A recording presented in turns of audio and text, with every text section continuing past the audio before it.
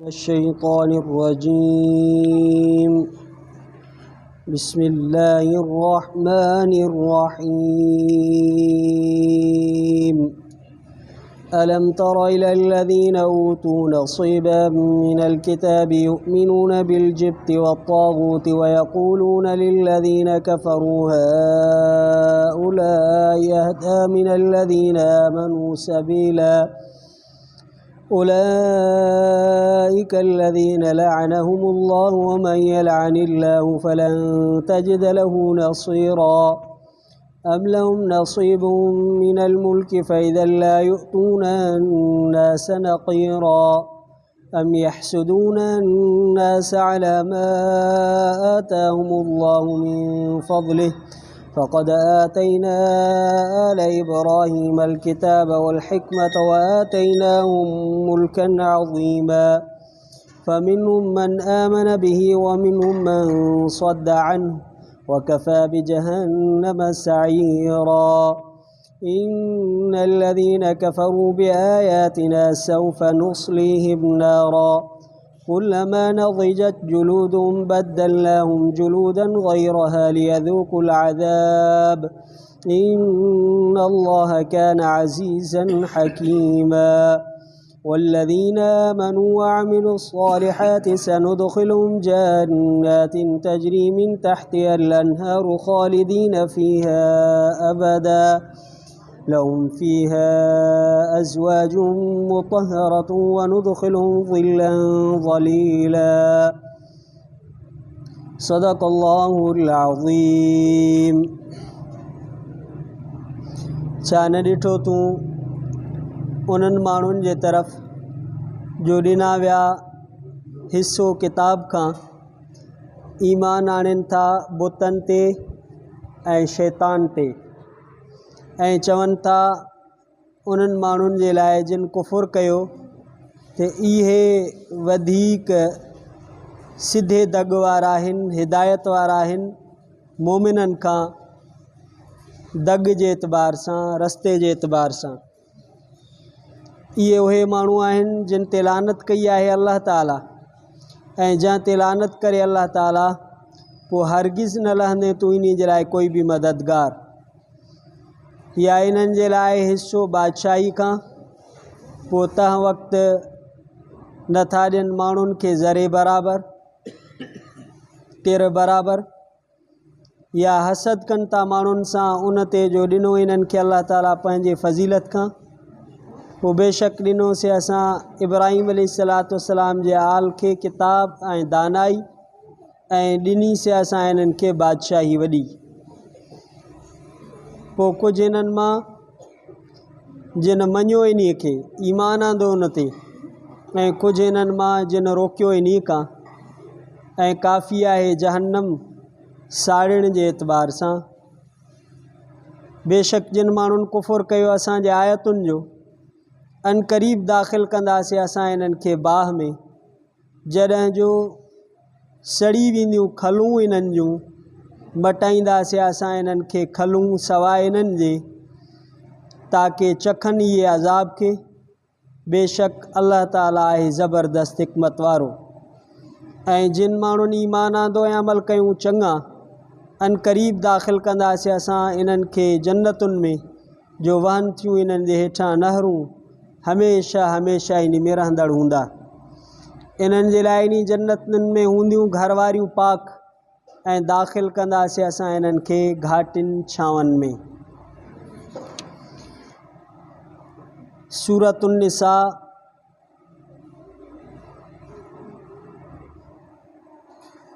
जो 7 रुकू आयत नंबर 50 खां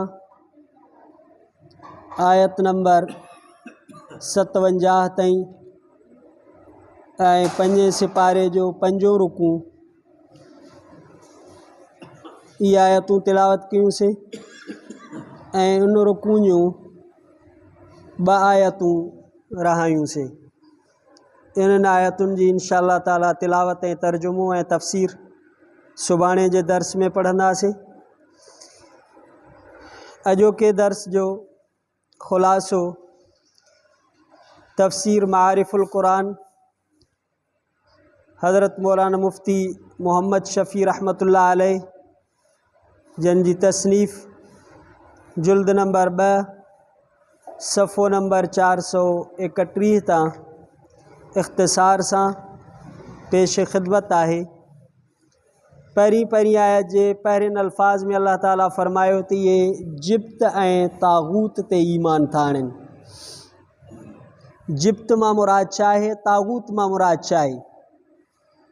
जिब्त हबशी ॿोली में जादूगर खे चइबो आहे ऐं तागूत भोपे खे चइबो आहे।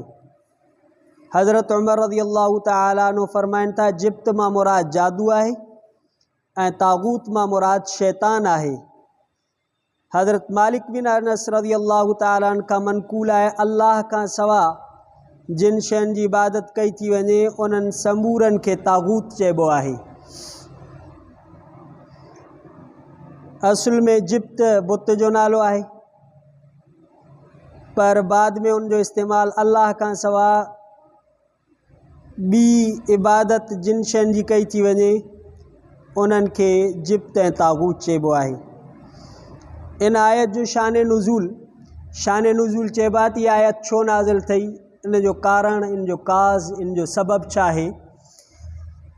हज़रत इब्न अब्बास रज़ियल्लाहु तआला अन्हु खां रिवायत है त यहूदियुनि जे सरदार हयी बिन अख्तब ऐं काब बिन अशरफ पंहिंजे हिकिड़े जमात खे जंग उहद खां पोइ वठी करे मक्के में कुरैश जे साम्हूं मिलण आया कि कुरैश सां मिलण आया। यहूदियुनि जे सरदार काब बिन अशरफ अबू सुफ़ियान वटि आयो ऐं उन हुज़ूर सल्लल्लाहु अलैहि वसल्लम जे ख़िलाफ़ उन सां ताउन करण जो वाइदो कयो। अहले मक्का काब बिन अशरफ खे चयो तव्हां हिकु धोखे ॾियण वारी क़ौम आहियो, जेकॾहिं तव्हां वाक़ई पंहिंजे कौल में सचा आहियो त तव्हां असांजे इन्हनि ॿिनि बुतनि जिब्त ऐं तागूत जे साम्हूं सजदो कयो। यहूदियुनि खे इहो चयूं। चुनाचे उन्हनि कुरैश खे मुतमइन करण जे लाइ ईअं कयो। उन खां पोइ काब कुरैश सां चयो त 30 माण्हू असांजा ऐं 30 माण्हू तव्हांजा साम्हूं आणियो ताकि रब्बे काबा सां उन शइ जो अहद कयूं जो असां मिली करे मोहम्मद सल्लल्लाहु अलैहि वसल्लम जे ख़िलाफ़ जंग कंदासीं। अजीब बातिल 3 यहूदियुनि जा, 3 कुरैश मक्का मुशरिकीन जा कसम खणनि था त असां नबी सल्लल्लाहु अलैहि वसल्लम सां जंग कंदासीं। काब जे इन तजवीज़ खे कुरैशन पसंदि कयो ऐं उन्हनि मुसलमाननि जे ख़िलाफ़ हिकु मुतहिदा महाज़ क़ाइमु कयो। उन खां पोइ अबू सुफ़ियान काब खे चयो त तव्हां अहले इल्म आहियो, तव्हां वटि अल्लाह जो किताब तौरात आहे, पर असां बिल्कुलु जाहिल आहियूं। इन जे लाइ तव्हां असांजे मुतालिक़ ॿुधायो त असां हक़ ते हलण वारा आहियूं या मुहम्मद रसूलुल्लाह सल्लल्लाहु अलैहि वसल्लम। अहिड़ा क़िस्म जा सवालात माण्हू नबी सल्लल्लाहु अलैहि वसल्लम जे बारे में बि उथारिया। काब पुछो त तव्हांजो दीन छा आहे? अबू सुफ़ियान चयो त असां हज वारनि जे लाइ पंहिंजे उठनि खे ज़बह कंदा आहियूं, उन्हनि जो खीर पियारींदा आहियूं, महिमाननि जी ज़ियाफ़त कंदा आहियूं ऐं पंहिंजे मिटनि माइटनि सां तालुकात क़ाइमु कंदा आहियूं, बैतुल्लाह जो तवाफ़ कंदा आहियूं, उमरा कंदा आहियूं। उन जे बरख़िलाफ़ मोहम्मद सल्लल्लाहु अलैहि वसल्लम पंहिंजे आबाए दीन खे छॾे वेठो आहे, पंहिंजनि खां अलाइदा थी चुको आहे। उन असांजे क़दीम दीन जे ख़िलाफ़ हिकु पंहिंजो नओं दीन पेश कयो आहे। उन्हनि ॻाल्हियुनि खे ॿुधी करे काब बिन अशरफ चयो त तव्हां माण्हू हक़ ते आहियो, मोहम्मद रसूलुल्लाह सल्लल्लाहु अलैहि वसल्लम तौबह नऊज़ बिल्लाह इहो नाहक़ ते आहे। तॾहिं खां वठी यहूदियुनि जी नबी सल्लल्लाहु अलैहि वसल्लम जे ख़िलाफ़ ई साज़िशूं ऐं नबी सल्लल्लाहु अलैहि वसल्लम खे ई कोन मञियो।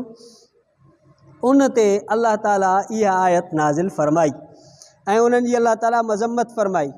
काब बिन अशरफ यहूदियुनि जो हिकिड़ो आलिम हुयो जेको ख़ुदा ते बि अक़ीदो रखंदो हो, उन जी इबादत बि कंदो हुयो, पर जॾहिं उन जे दिलि ऐं दिमाग़ ते नफ़सानी ख़्वाहिशुनि जो भूत सवार थियो त उन मुसलमाननि जे ख़िलाफ़ कुरैश सां इल्हाक़ कयो, मिली वियो। कुरैश मक्का उन सां मिलण खां पोइ शर्त कयो त असांजे बुतनि जे साम्हूं सजदो कंदे ऐं उन इन शर्त खे बि क़बूल कयो जंहिंजो तफ़सील गुज़री चुको।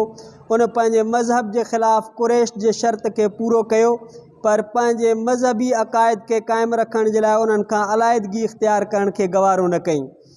क़ुरान शरीफ़ हिक ॿिए मक़ाम ते अहिड़े क़िस्म जे वाक़े बलम बावरा जे बारे में बयानु कयो, वतलो अलैहिम नबअ अल्लज़ी आतैनाहु आयातिना फंसलख़ मिनहा फअतबअहु शैतानु फ़कान मिनल गावीन।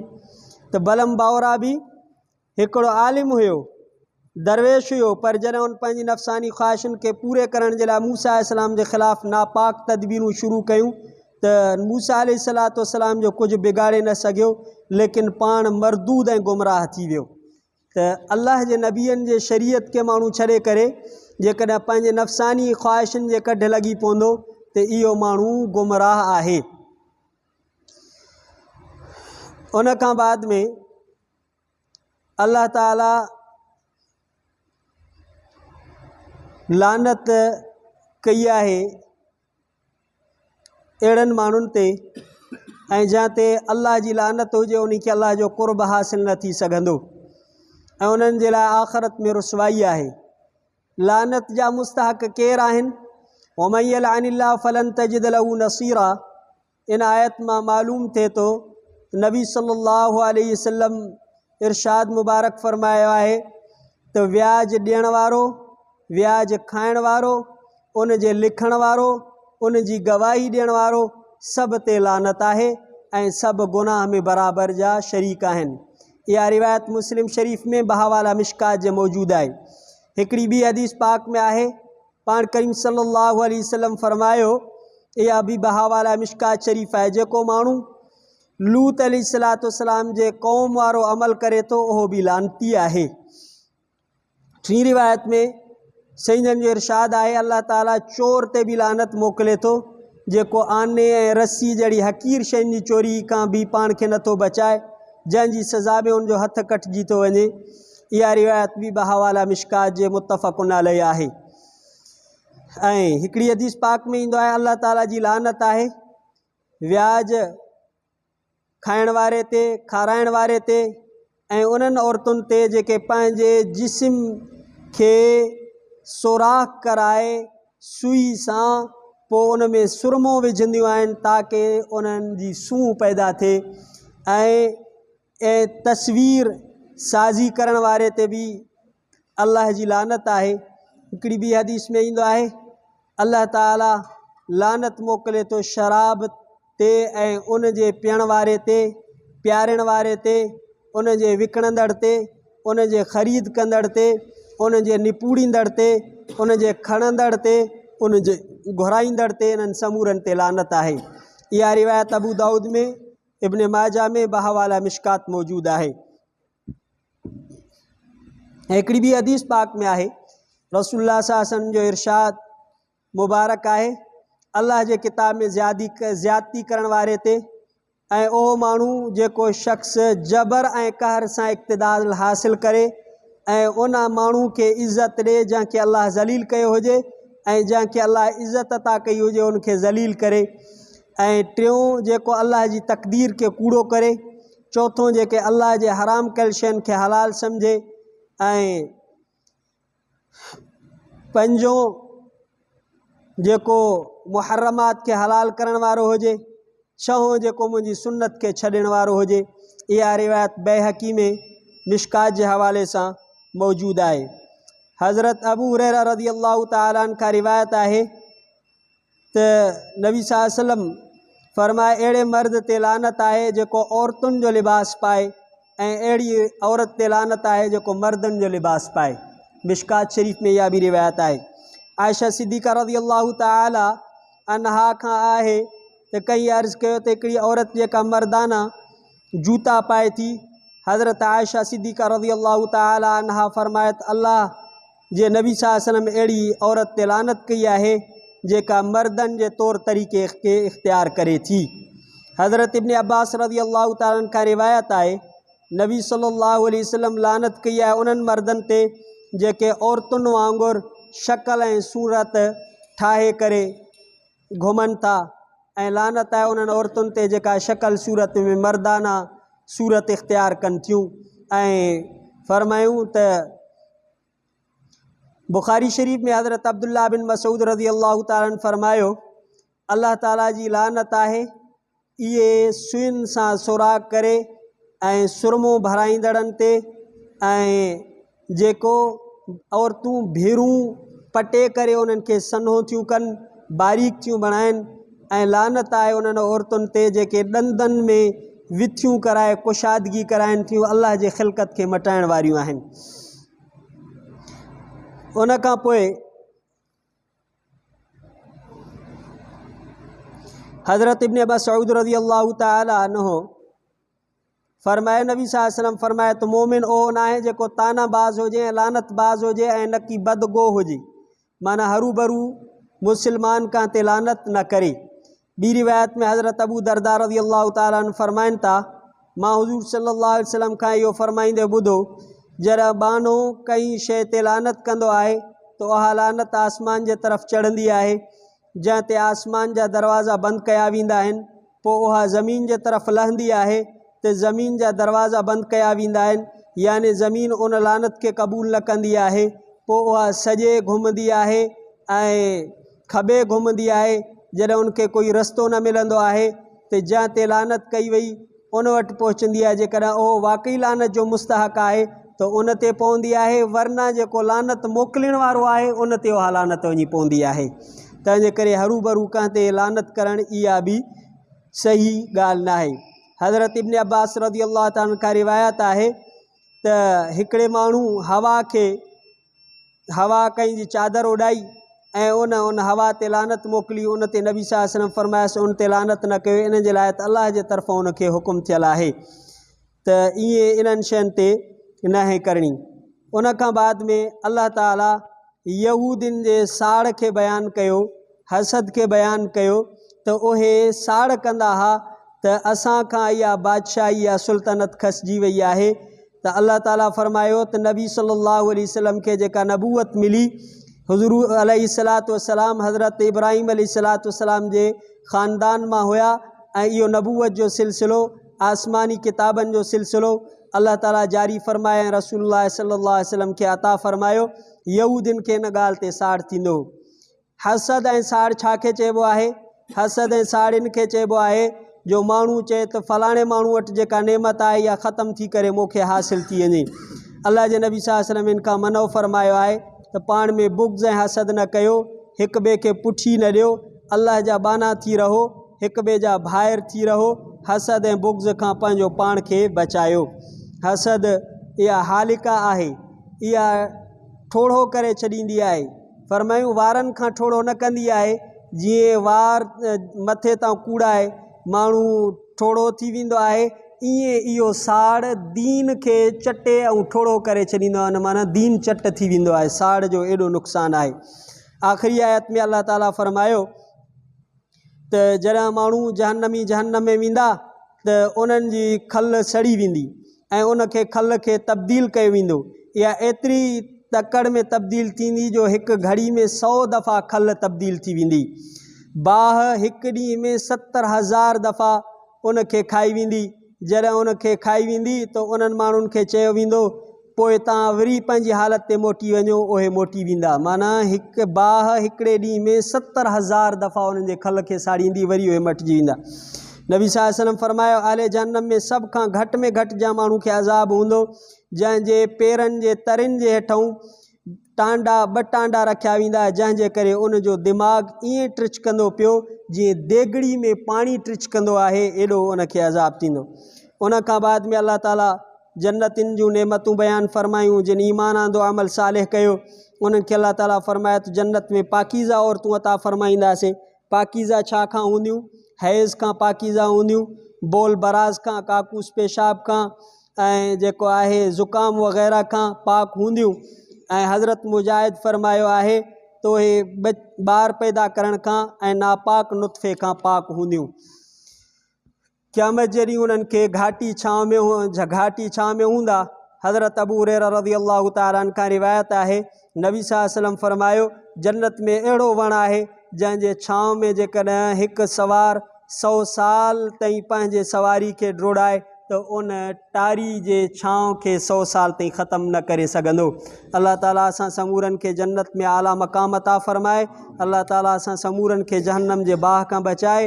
अल्लाह ताला असांखे हुज़ूर सल्लल्लाहु अलैहि वसल्लम जे दीन मतीन ते अमल करण जी तौफ़ीक़ अता फ़रमाए। सुभाणे जे दर्स में अमानत जो अदा करणु ख़यानत निफ़ाक़ जी निशानी आहे। हुकूमत जा मनसब अल्लाह जी अमानत आहिनि। कहीं मनसब ते ग़ैर अहल के विहारण वारो मलऊन आहे। ये बायतूं जेके छॾियूंसीं इंशाअल्लाह ताला अदल इंसाफ़ अमन आलम जो ज़ामिन आहे ऐं इन जा इहे अहकाम आहिनि। इन्हनि ॿिनि आयतुनि खे इंशाअल्लाह ताला तिलावत कंदासीं ऐं इन्हनि जो तफ़सीर पढ़ंदासीं। रब्बना आतिना फ़िद दुनिया हसनतुम फ़िल आख़िरति हसनतुम क़िना अज़ाबन्नार। सल्लल्लाहु तआला अला खैर ख़ल्क़ि मुहम्मद सल्लल्लाहु अलैहि वसल्लम व अला आलिहि व अस्हाबिहि व ज़ुर्रिय्यतिहि ज़ुर्रिय्यतिल बैति अजमईन बिरहमतिका या अरहमर राहिमीन। ला इलाहा इल्लल्लाह मुहम्मदुर रसूलुल्लाह सल्लल्लाहु अलैहि वसल्लम।